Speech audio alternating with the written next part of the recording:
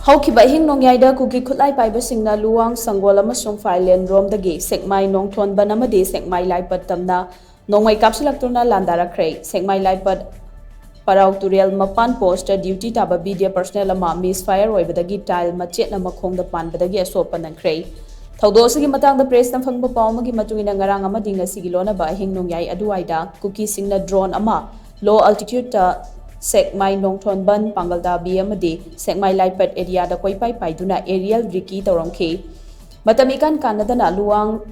SANGOL AMASUNG PHAILEN ROMDAGI Kuki Khutlai Paiba Shingna SEKMAI LAIPAT amadi NONGTHONBAN ROMDA Nongmei round kaya kapsilakpa horakhi Nongmei Kapsillaktuna dugi paukhumai na SEKMAI LAIPAT amadi NONGTHONBAN da duty taduna leiba state force personnel singna sukhut handuna Nongmei round khara kapkhi Nongmei kamna badu ngahak leplaga ngasi nongalamdai pung 3 khare helakpa duai fawba kamna khe hairi thaudo du da MISFIRE OIBADAGI soklaba BDA personnel adudi mayang Imphal Bengundagi Wangmayum Badarudin chahi 32 apokpa W Wangmayum